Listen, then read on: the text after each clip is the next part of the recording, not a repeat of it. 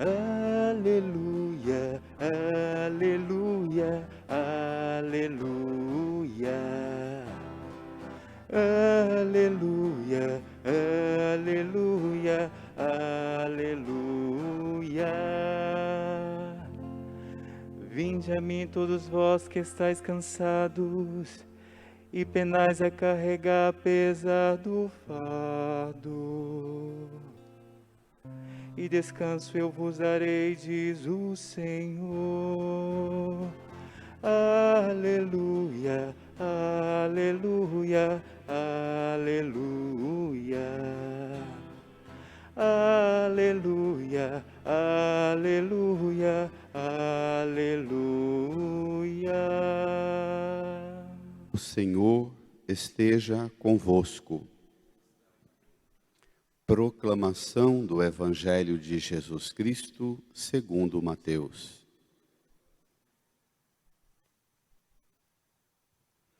Naquele tempo, vendo Jesus as multidões, subiu ao monte e sentou-se. Os discípulos aproximaram-se e Jesus começou a ensiná-los. Bem-aventurados os pobres em espírito, porque deles é o reino dos céus. Bem-aventurados os aflitos, porque serão consolados. Bem-aventurados os mansos, porque possuirão a terra. Bem-aventurados os que têm fome e sede de justiça, porque serão saciados. Bem-aventurados os misericordiosos, porque alcançarão misericórdia. Bem-aventurados os puros de coração, porque verão a Deus. Bem-aventurados os que promovem a paz, porque serão chamados filhos de Deus. Bem-aventurados os que são perseguidos por causa da justiça, porque deles é o reino dos céus. Bem-aventurados sois vós quando vos injuriarem e perseguirem, e mentindo disserem todo tipo de mal contra vós por causa de mim. Alegrai-vos e exultai, porque será grande a vossa recompensa nos céus. Palavra da salvação.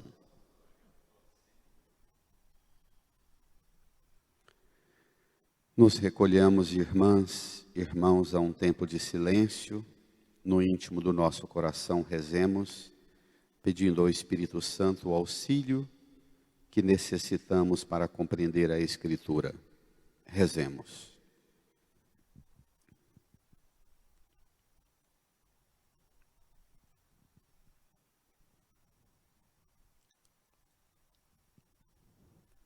É assim a geração dos que procuram a Deus, e do Deus de Israel buscam a face. Vamos caminhando para o final do ano, o ano litúrgico, mais 3 domingos e nós encerramos o ano litúrgico e encerramos também a leitura do Evangelho de Mateus. Nesses últimos domingos do ano, todos os anos, quando lemos Mateus, Marcos ou Lucas, na medida que chegam os últimos domingos, a igreja nos põe diante dos temas últimos, chamados também de os novíssimos. Hoje, os santos, dia 2, amanhã, a morte, os mortos. Nos próximos domingos, a vigilância, o juízo, a volta de Jesus, o julgamento final, o reino estabelecido definitivamente com Jesus, proclamado Rei e Senhor do Universo. É a dinâmica dos temas últimos. Todo mundo que faz um caminho, que percorre um caminho pela palavra, sobretudo pelo Evangelho, chega a esse tema último, e o ápice desse tema último, claro, é a ressurreição e a vida nova do reino dos céus. E é bom que a gente começa a abordar os temas últimos com o domingo de Todos os Santos, que antigamente se celebrava no dia 1º de novembro, era até dia santo de guarda, mais tarde foi transferido para o domingo mais próximo do dia 1º de novembro. Estamos proclamando todos os santos, celebrando e contemplando todos os santos e santas. Em que consiste essa festa? Eu me recordo de um texto bonito do Papa Bento XVI, em que ele diz que quando nós celebramos todos os santos, como se trata de celebrar na dinâmica dos temas últimos da nossa fé, quando celebramos todos os santos, nós somos chamados a contemplar a nossa futura comunidade. Eu fui muito marcado, muito impactado por essa ideia. Santos e santas são a nossa futura comunidade. Aqueles que já passaram por aqui. Aqueles que, como o Salmo 23 de hoje diz, procuram a Deus, buscam a face de Deus. Estão hoje a contemplar essa face, estão hoje diante daquele que procuraram. Somos chamados a desejar, a procurar, a buscar a face de Deus, para que também nós façamos parte dessa comunidade dos santos e santas.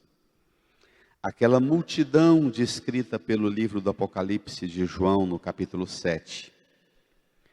Uma multidão imensa de gente de todas as nações, tribos, povos e línguas. Se você quiser em casa meditar esse texto mais demoradamente, pegue aí, capítulo 7 de Apocalipse, do versículo 2 até o versículo 14. No versículo 9 diz assim: vi uma multidão imensa de gente de todas as nações, tribos, povos, línguas, que ninguém podia contar. E descreve a característica dessa multidão. Estavam de pé diante do trono e do cordeiro, trajavam vestes brancas e traziam palmas na mão. De pé diante do trono, diante do cordeiro, com vestes brancas e palmas nas mãos. Um velhinho, no versículo 13, um ancião, chega perto do menino João e pergunta: quem são esses vestidos com roupas brancas? De onde vieram? Eu respondi ao velhinho: tu é que sabes, meu senhor. Então ele me disse: esses são os que vieram da grande tribulação, lavaram e alvejaram as suas roupas no sangue do Cordeiro. Pronto. A iconografia, a pintura e a explicação da cena do céu. Deus sentado no trono, o Cordeiro imolado, ressuscitado à direita do Pai, a multidão com vestes brancas, a veste branca, a túnica do batismo e palma na mão. Símbolo do martírio, do sofrimento, da tribulação. Gente que resiste muito tempo, verde, depois de cortado da palmeira. É isso que significa a palma na mão. Na terra de Jesus, na Palestina, se planta muita palmeira, especialmente a tâmara. Você corta aquela folha e você a contempla durante dias, ela verde, não murcha, aquele verdor. Essa palma é símbolo do homem e da mulher que passa pela tribulação, passa pelo sofrimento e não murcha, não empalidece, mantém o verdor, mantém a cor viva da seiva que alimentou na sua palmeira, na sua árvore, no seu tronco.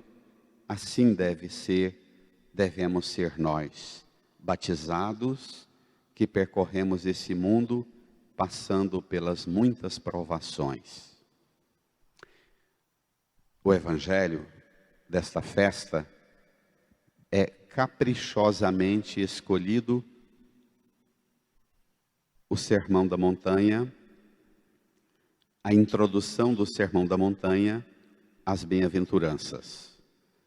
Jesus, no capítulo 5 de Mateus, no versículo 1 ao versículo 12, Jesus vê uma grande multidão, sobe ao monte, senta-se, os discípulos se aproximam e ele, Jesus, começa a ensiná-los.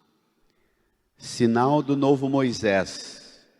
A multidão lembra o povo animado e guiado por Moisés no deserto. Jesus que sobe ao monte e senta é diferente de Moisés que sobe ao monte e prostra-se. Jesus senta porque ele é mestre, ele é Senhor, ele é Deus. Moisés é um adorador, é um buscador da face de Deus. Jesus é o próprio Deus que senta no meio de nós e põe-se a ensinar-nos. Nós meditamos esse texto já no começo do ano, no correr do ano de Mateus, meditamos as bem-aventuranças. Queria retomar agora a meditação desse texto, as bem-aventuranças, a partir de uma dupla contemplação. O que é a vida dos santos e santas? Se você digitar aí no seu celular, no seu computador, o nome de qualquer santo, de qualquer santa, beato, mártir, as virgens consagradas, os doutores, qualquer um dos santos e santas que você digitar e ler um pouquinho a história dele e dela, você vai encontrar um feixe de características descrito nas 9 bem-aventuranças do capítulo 5 de Mateus, do versículo 1 ao 12. Jesus descreve 9 realidades que enfrentam aqueles do meio da multidão que topam agora segui-lo. Precisam os que estão ao pé da montanha, diante de Jesus que ensina, precisam tomar consciência de quem ele é e tomar uma firme decisão por segui-lo, corrigindo as expectativas. Bem-aventurados. Se você pega a sua Bíblia, algumas Bíblias traduzem por felizes os, bem-aventurados ou felizes. O que é ser feliz? O que é ser bem-aventurado? Pronto, na festa de hoje, já tem uma resposta da igreja. Ser bem-aventurado e ser feliz é ser santo. Não tem outra. Qual a única possibilidade de ser um bem-aventurado, de ser um feliz, uma pessoa feliz? Ser santo. No conjunto da revelação bíblica, a síntese do Antigo e do Novo Testamento. Domingo passado, Jesus ensinava, é amar a Deus e amar ao próximo. Amar a Deus com a inteligência, com o coração, com a alma e com toda a força. A gente pode dizer, sem nenhum perigo de errar, que os santos e santas são aqueles que amaram a Deus de forma inteira. O amor que tinha com a mente não entrava em contradição com o amor que amava com o coração, com a alma e com a força física. Havia e há nos santos uma inteira conexão, uma afinidade profunda entre o amor da mente, o amor do coração, o amor da alma, o amor do corpo, o amor das forças.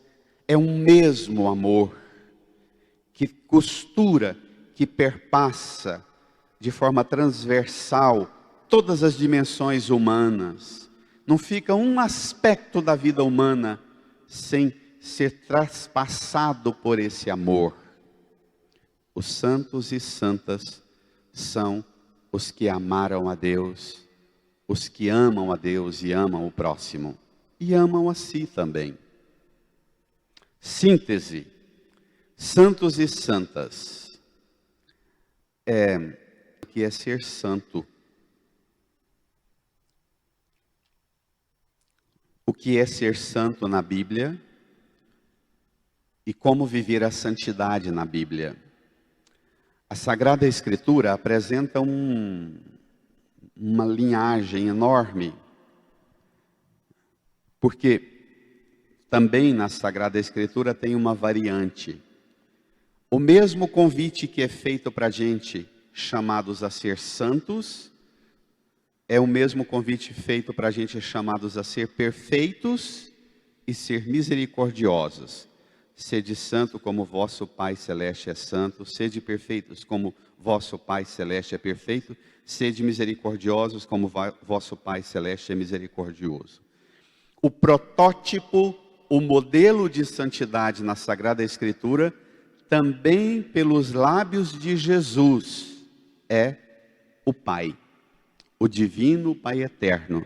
É o modelo acabado, pleno, para a santidade, para a perfeição, para a misericórdia. No livro do Levítico,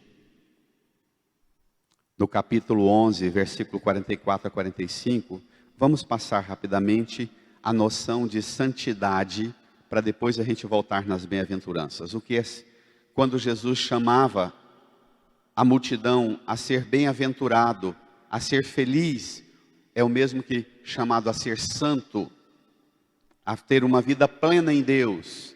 Então a gente precisa familiarizar-se com a linguagem da Escritura acerca do que é essa bem-aventurança, essa felicidade, essa santidade. Levítico 11, 44, 45 diz assim, o próprio Deus falando: eu vos fiz sair do Egito a fim de que para vós eu seja Deus. Então, Deus não tirou o povo do Egito para outra coisa. Bento XVI diz que Deus não tirou o povo do Egito para caminhar para uma terra prometida que corre leite e mel. Porque todos os povos que lutaram por uma pátria e criaram uma nação, uma federação, uma república, uma tribo, todos os povos alcançaram isso.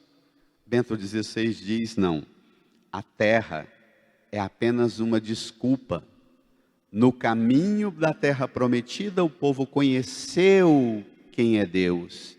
E chegando na terra prometida, construiu um templo para adorar esse Deus. Então, a relação de Deus com o povo de Israel não é para conquistar a bênção da terra.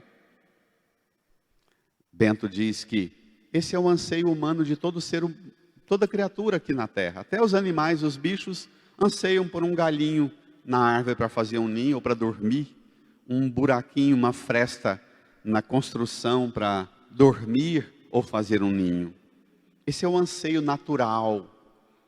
Mas no anseio natural Deus agiu Pois no coração de Israel, do seu povo, eu vos fiz sair do Egito, a fim de que para vós eu seja Deus. E no mesmo versículo 44 do capítulo 11 de Levítico, diz: deveis, portanto, ser santos, pois eu sou santo. Depois, Êxodo 22, 30 diz: sereis para mim santos. Levítico 19, 2 diz: fala aos filhos de Israel: sede santos, pois eu sou santo, eu, o Senhor vosso Deus. Jeremias 11, 4 diz: escutai minha voz e praticai. Desta maneira, escutando a minha voz e praticando a minha palavra, vos tornareis um povo para mim, e eu me tornarei um Deus para vós. Eu fico encantado com Jeremias. Escutai minha voz e praticai, desta maneira vos tornareis um povo para mim, e eu me tornarei Deus para vós. É uma dinâmica de caminhada. A gente vai escutando Deus, vai ouvindo Deus, dialogando com Deus, e vai sendo formado um povo para Ele, e Ele formando-se na nossa compreensão. Ele já está pronto, Ele já está formado, mas formando na nossa compreensão um Deus para nós. Agora vou te dizer uma coisa impressionante. Estudando isso essa semana, eu alcancei uma observação que me marcou fortemente.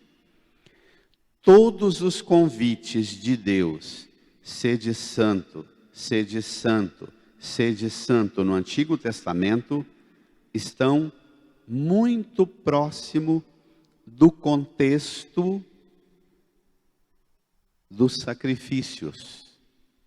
Não comer os animais impuros, das carnes impuras, dos animais que não deviam comer. De que tipo de sacrifício deveria oferecer para Deus? Qual é o sacrifício bom, puro, perfeito, limpo, aciado, que Deus aceita? Então, o convite para a gente ser santo está próximo dos animais que eram destinados para a oferta e para o sacrifício. Quando você puxa isso para o Novo Testamento, o impacto é grandioso. A mudança é absurdamente nova. Mateus 5,48: vós sereis perfeitos como é perfeito o vosso Pai Celeste. Lucas 6,36: sede misericordiosos como vosso Pai Celeste é misericordioso. No Novo Testamento, o convite para amar a Deus. No Novo Testamento, o convite para ser santo, ou para ser perfeito, ou para ser como Deus, perfeito e misericordioso, está no contexto do amor aos inimigos. No Antigo Testamento, o convite à santidade, ser santo como Deus, perfeito como Deus, está no ambiente, no cenário do culto que se presta a Ele e das oferendas que são dadas a Deus. No Novo Testamento, o convite para ser perfeito como Deus, santo como Deus, está aproximado do convite ao amor aos inimigos. É o novo culto, é a nova oferenda perfeita, é o amor. Isso é muito interessante. Isso é muito novo.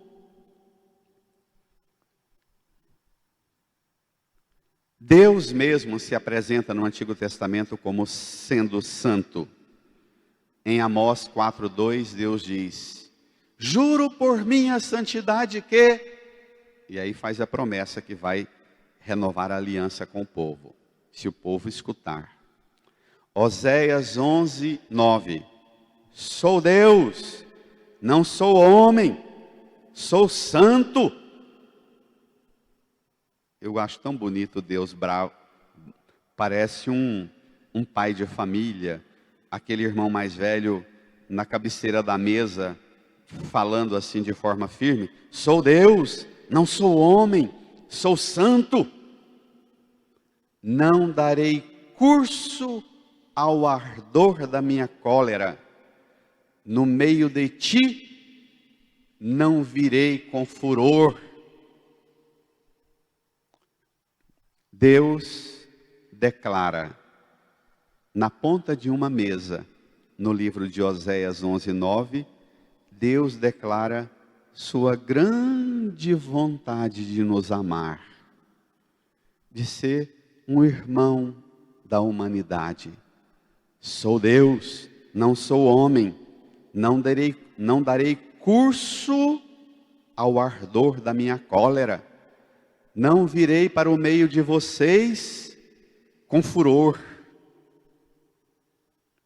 Portanto, no Antigo Testamento, o ponto alto da revelação bíblica é pôr limites no nosso modo de nos comportar, fazendo-nos contemplar, descobrir, conhecer e aproximar-nos de uma compreensão de quem é Deus, o Santo, o Absoluto, e quem somos nós, criaturas frágeis.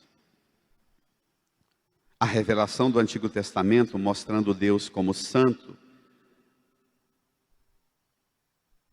parece que é gradativamente para estabelecer em nós uma distância. Não ouse aproximar desta realidade.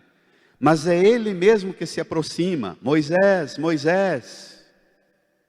É Ele que fala, é Ele que conversa, é Ele que chama. Suba hoje ao monte que eu estarei lá e falarei com você.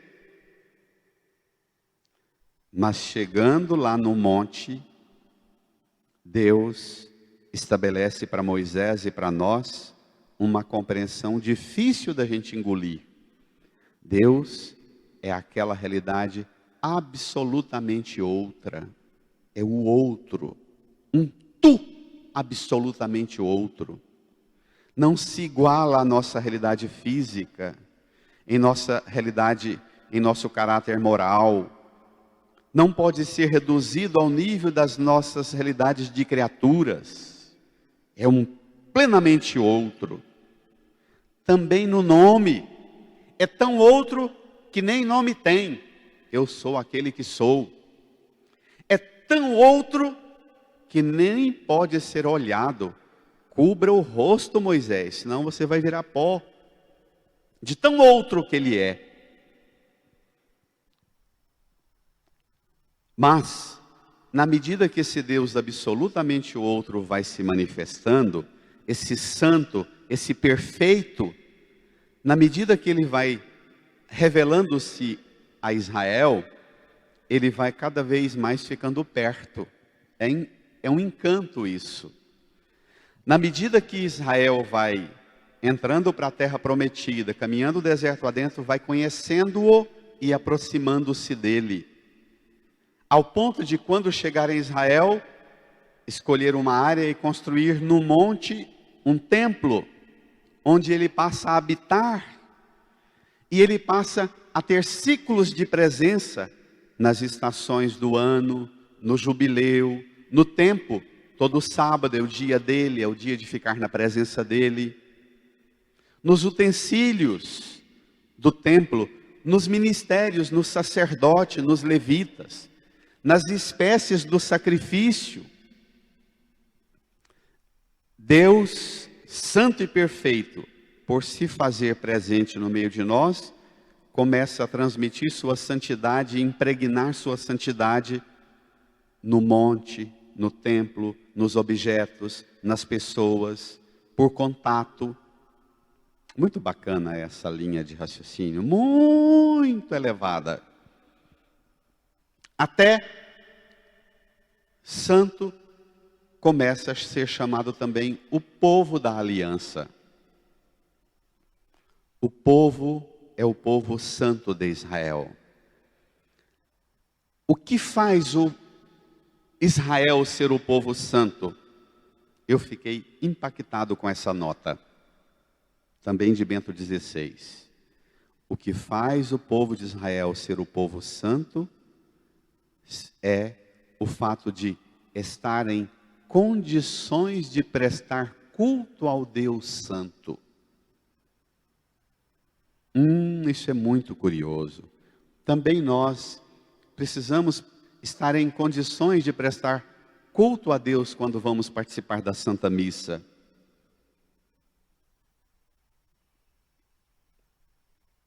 Quando nós chegamos na presença dele, significa que nós fomos admitidos por ele na esfera da proximidade.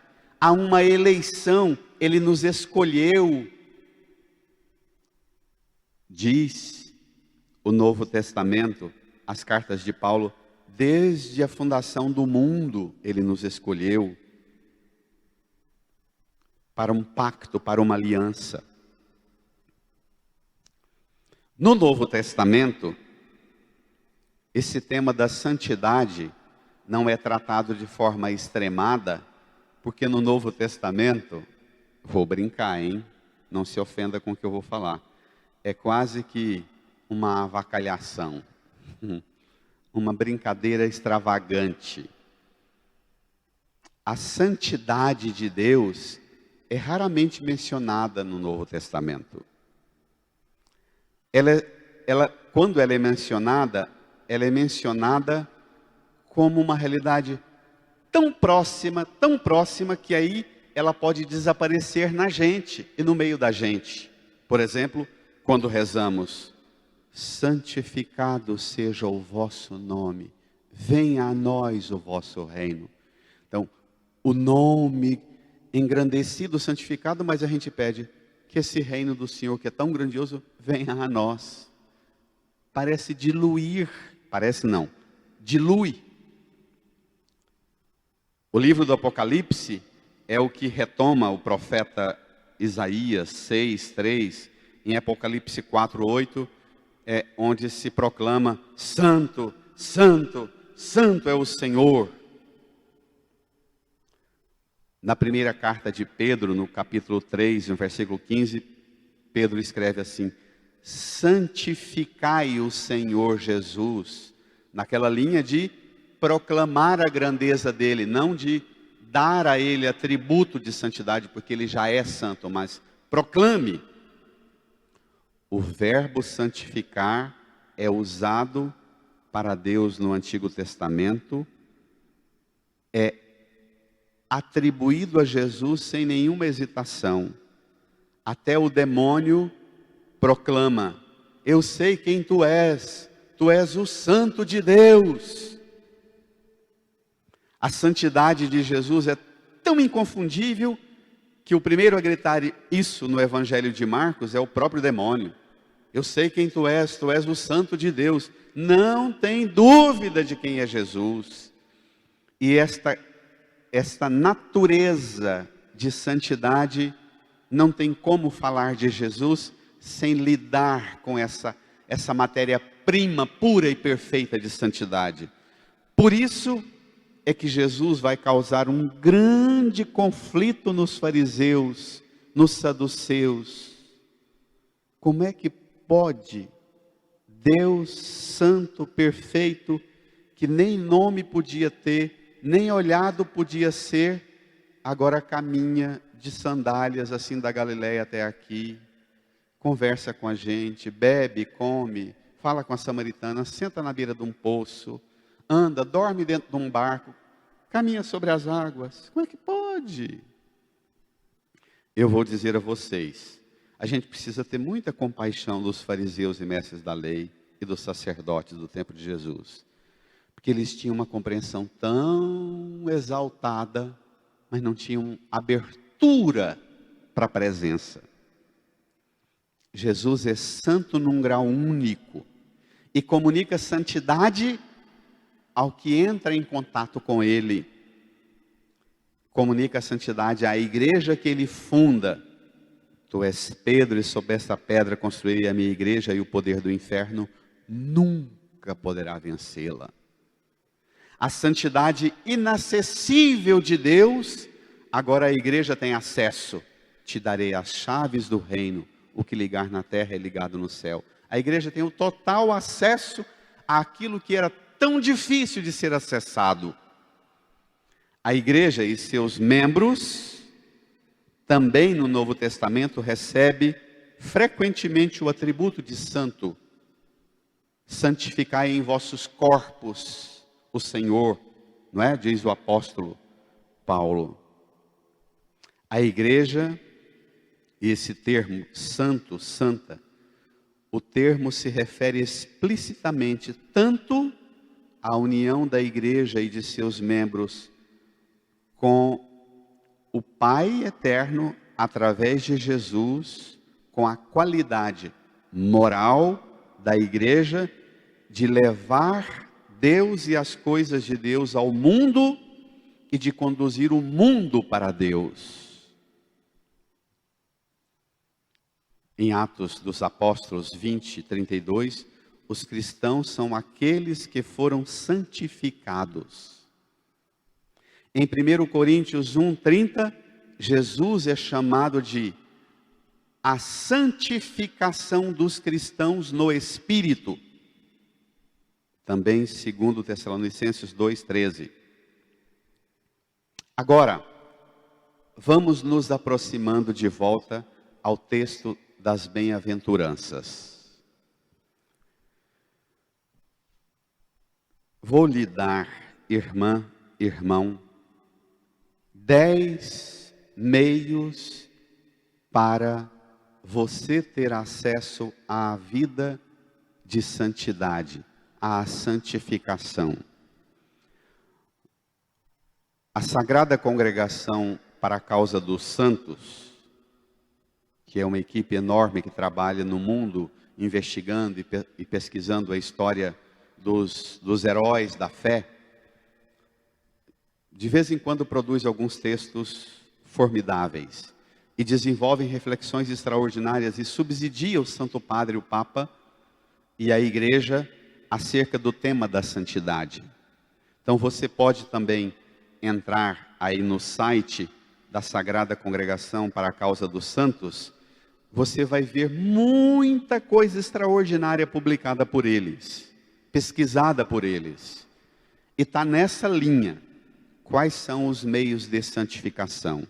Você quer ser santa, santo? Antigamente, se alguém quisesse ser santo e fosse pai, mãe e fosse casado, geralmente ia pedir: se meu marido morrer, se a minha esposa morrer, eu vou entrar para o convento e vou ser padre, não é? E vou ser irmão do serviço e vou viver a santidade dentro de um convento.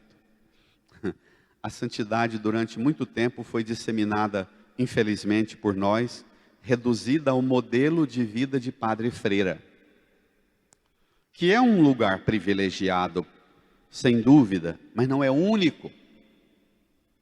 Hoje, na verdade, sem dúvida, as condições, as provações, os desafios para ser santo como pai, como mãe, como esposa e esposo, como um profissional no mundo do trabalho, no campo da justiça, no campo da saúde, nesse tempo de pandemia, no campo da educação,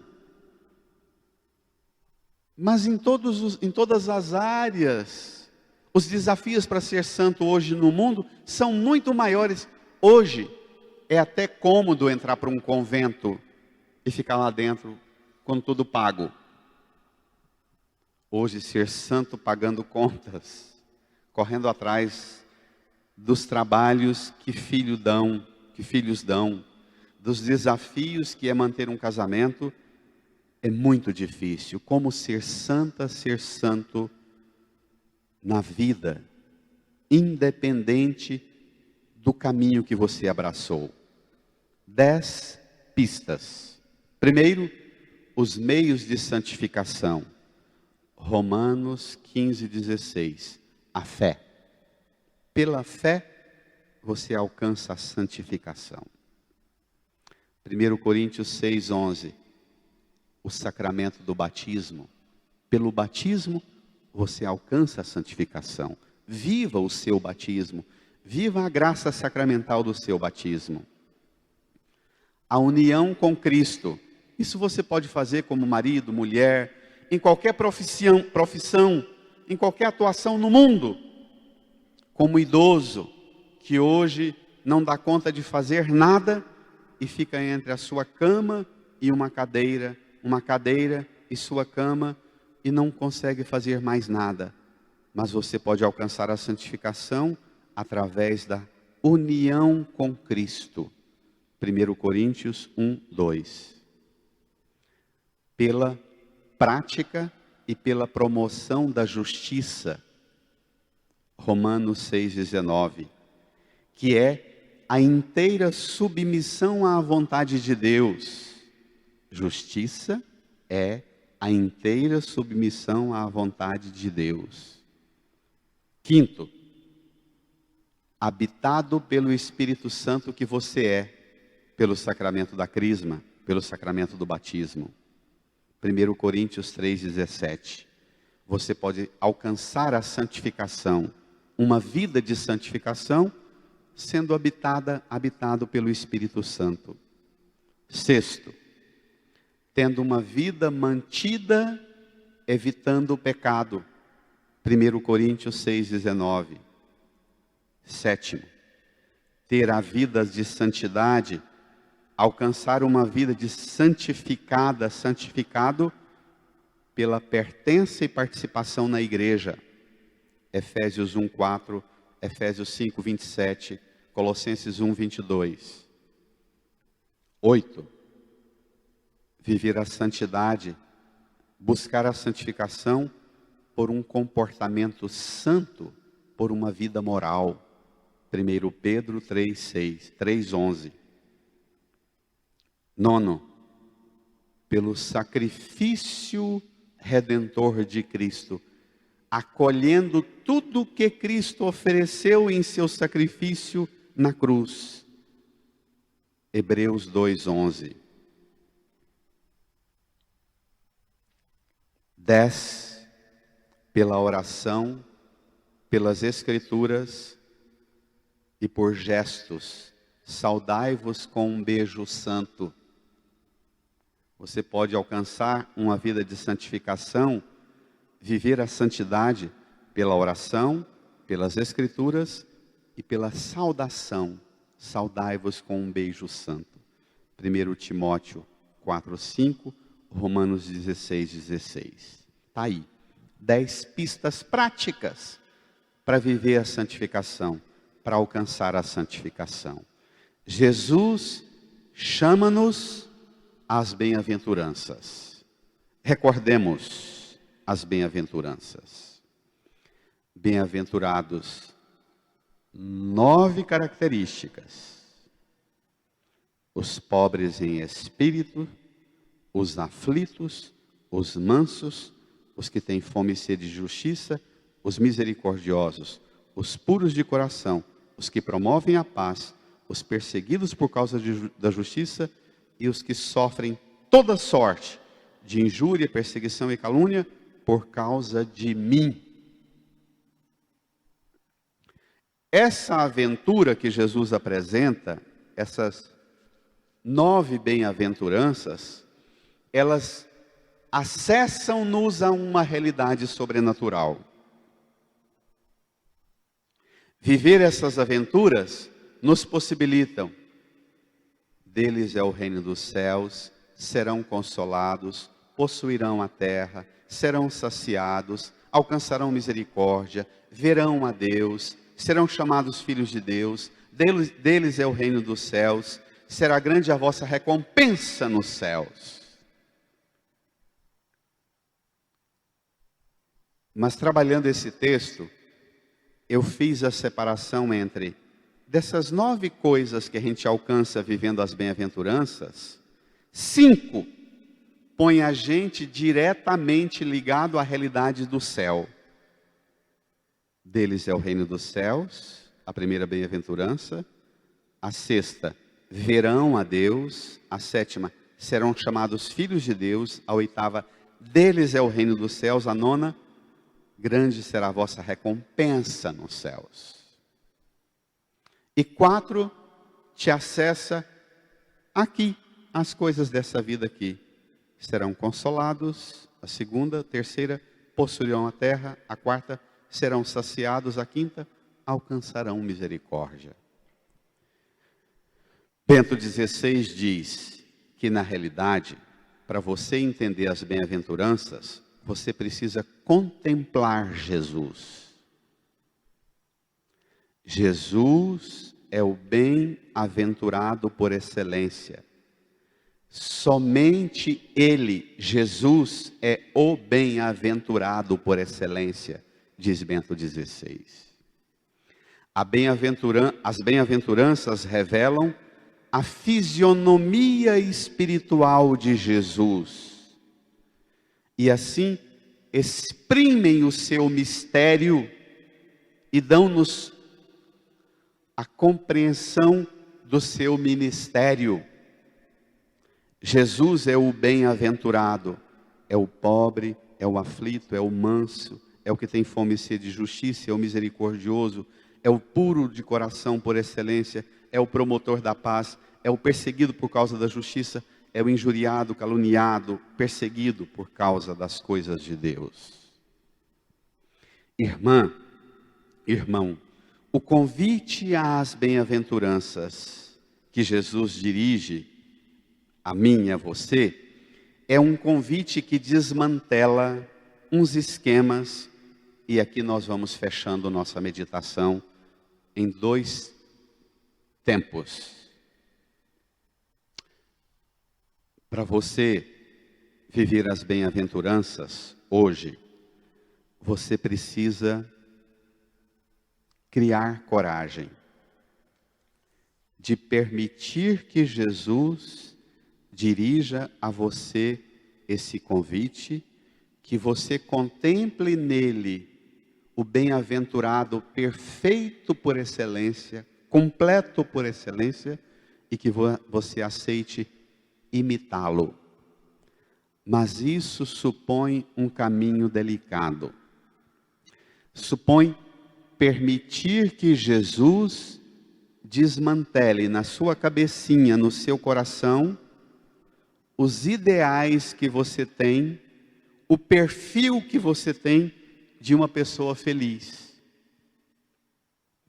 No perfil das redes sociais, todo mundo põe o perfil de uma pessoa feliz, não é? Só trem bom, não é? Só tinta boa. Jesus manda você acrescentar no seu perfil hoje: eu sou pobre em espírito, eu sou aflito, eu sou manso, eu tenho fome e sede de justiça, eu sou misericordioso, eu sou puro de coração, eu promovo a paz, eu sou perseguido por causa da justiça, eu sou injuriado, caluniado, perseguido por causa dele. Acrescente aí no seu perfil. Renove, mude o seu perfil hoje das redes sociais. No Antigo Testamento, o perfil de um feliz era bem diferente. No tempo de Jesus, o perfil de uma pessoa feliz não era esse que Jesus descreve. Quando ele pôs nas redes sociais dele esse perfil, causou um alvoroço, porque no perfil de um homem de 33 anos, no tempo de Jesus, que tinha?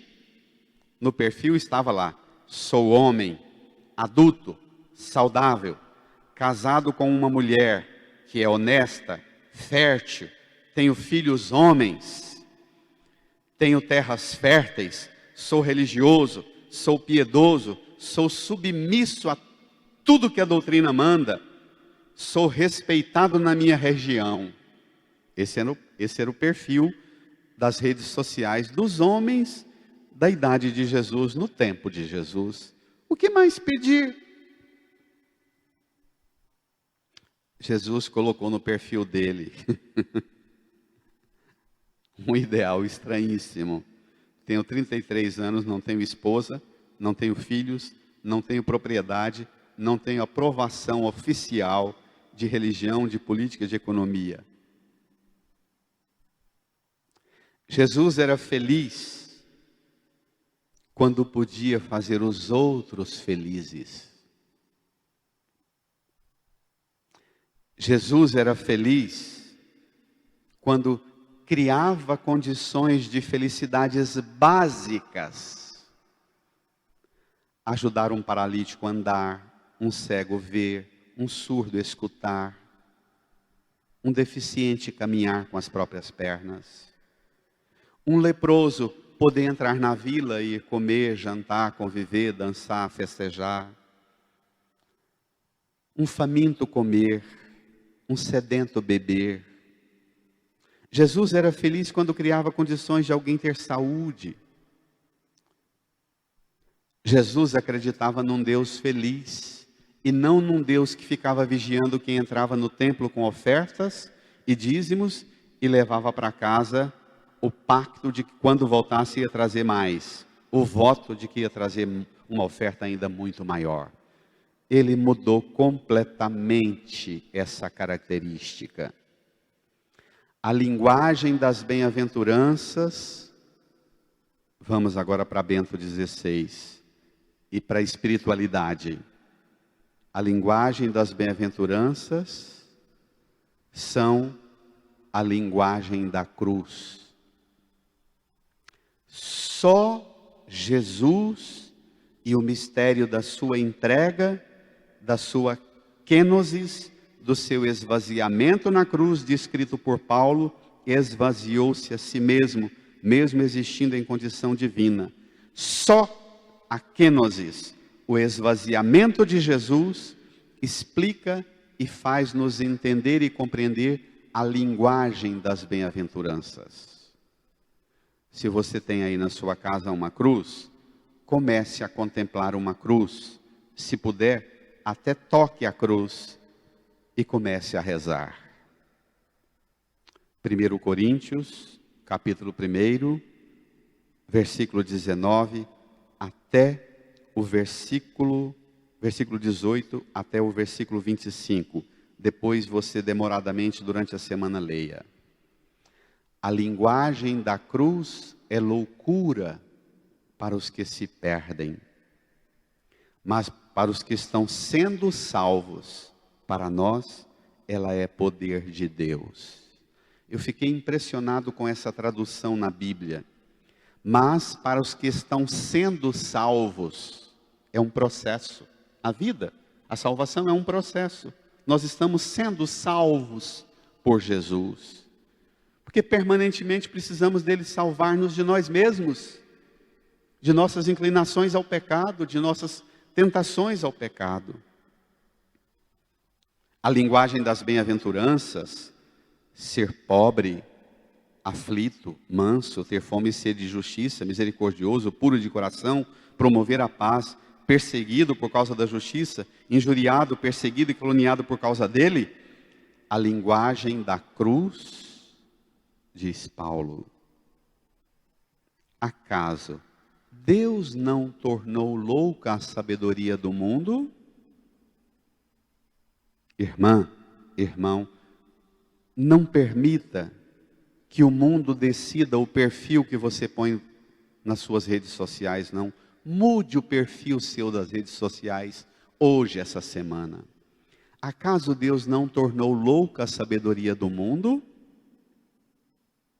Estou meditando 1 Coríntios, capítulo 1, versículo 18 até o 25.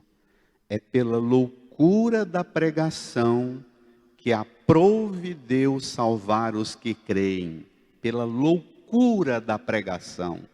Eu fiquei muito mexido com isso.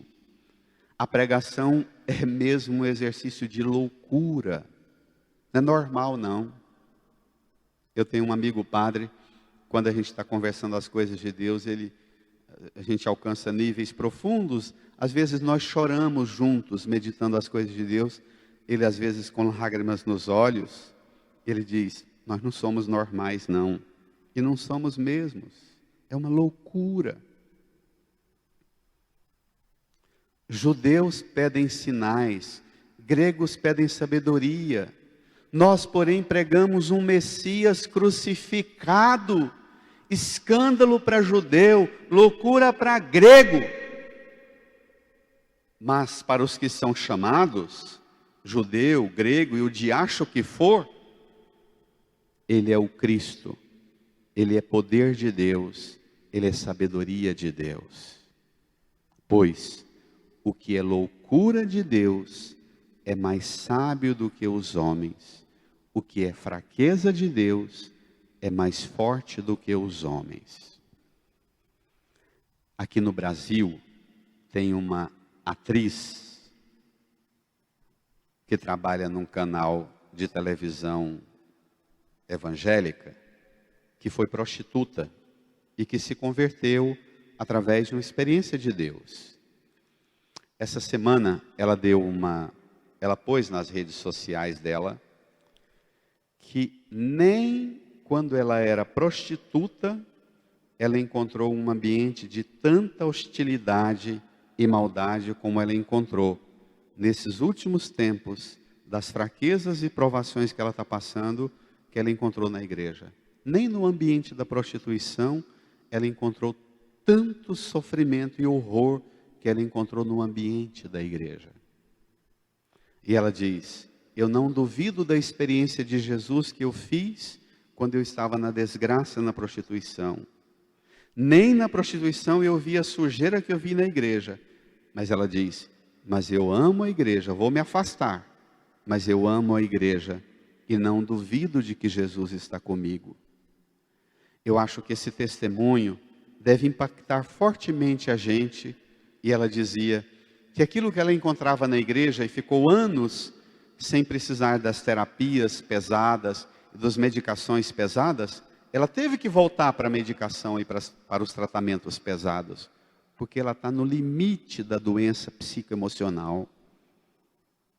E dizia: mas eu continuarei crendo e confiando no Senhor. Uma prostituta convertida e que diz que no ambiente da igreja pode ter mais horror do que no ambiente da prostituição. Nós precisamos querer essa loucura do Evangelho, essa loucura que é Jesus, um aventureiro do Pai. Mas o mais bonito que eu quero dizer para vocês: Jesus é aquele que apresenta um Deus que é feliz. Pensa no quanto é bacana relacionar-se com um Deus que é feliz. Jesus é um Deus feliz.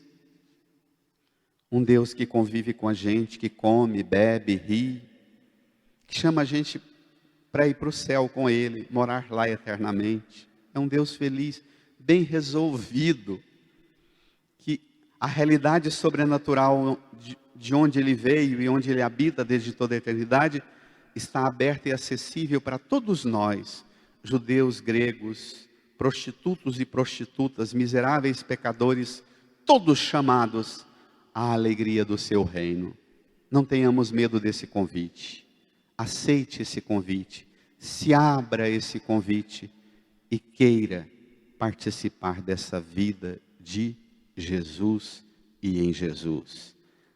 Incline a sua cabeça, feche os olhos, fique um tempo na oração. Repita comigo a palavra do apóstolo João: grande presente de amor o Pai nos deu, de sermos chamados filhos de Deus, e nós o somos. Desde já somos filhos de Deus, mas nem sequer se manifestou o que seremos. Sabemos que quando Jesus se manifestar, seremos semelhantes a Ele, porque o veremos tal como Ele é.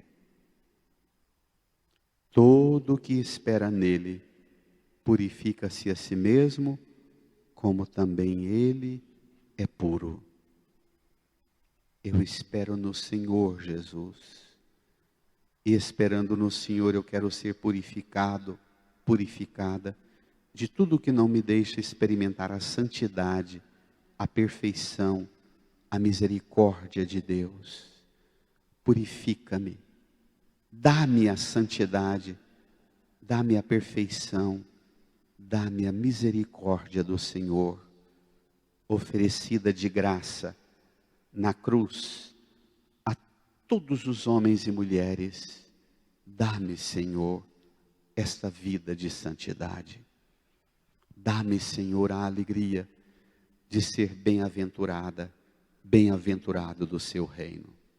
Dá-me, Senhor, a liberdade e a coragem de abrir-me a esse caminho e desejar uma vida santa, perfeita, misericordiosa no Senhor, aventureira no Senhor, feliz no Senhor, ainda que tudo seja um escândalo e um absurdo para o mundo, para a sabedoria do mundo. Dá-me, Senhor. Vá rezando, vá dialogando com o Senhor.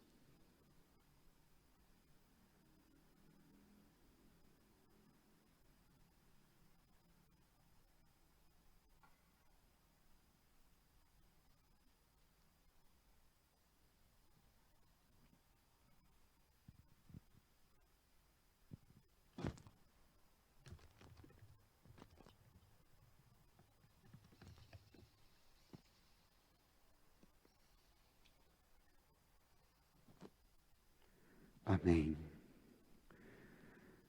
Depois de um longo tempo de oração, você também dirige ao Senhor o seu louvor. Faça uma grande louvação ao Senhor pelas bem-aventuranças que você já tem vivido, que você já tem a graça de estar vivendo nelas. Louve, agradeça, professe a sua fé, renove a sua fé e bendiga a alegria de ser convidado à santidade.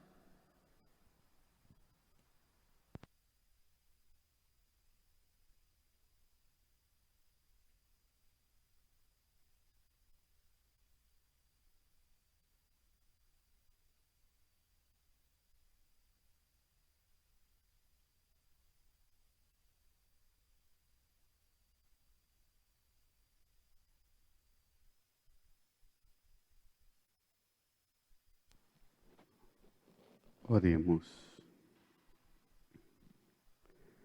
Ao celebrarmos, ó Deus, todos os santos, nós vos adoramos e admiramos, porque só vós sois o santo.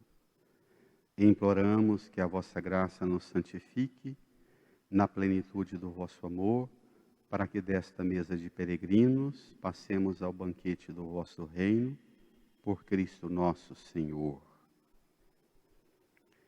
Irmã, irmão, invocamos sobre você, sua vida, as bênçãos de Deus, para que na busca de uma vida santa, você consiga participar das alegrias do céu, das alegrias das coisas que pareciam tão distantes e que Jesus trouxe para perto de nós. Acolha a bênção e viva a alegria desta bênção que Cristo te oferece. O Senhor esteja convosco. Inclinai-vos para receber a bênção. Deus, glória e exultação dos santos, que hoje celebrais solenemente, vos abençoe para sempre. Amém. Livres por sua intercessão dos males presentes e inspirados pelo exemplo de suas vidas, possais colocar-vos continuamente a serviço de Deus e dos irmãos. Amém. E assim, com todos eles, vos seja dado gozar a alegria da verdadeira pátria, onde a Igreja reúne os seus filhos e filhas aos santos para a paz eterna. Amém. Por intercessão de todos os santos e santas de Deus, abençoe-vos Deus Todo-Poderoso, Pai e Filho e Espírito Santo. Um bom domingo, uma semana abençoada. Fique em paz e que a paz do Senhor esteja sempre convosco.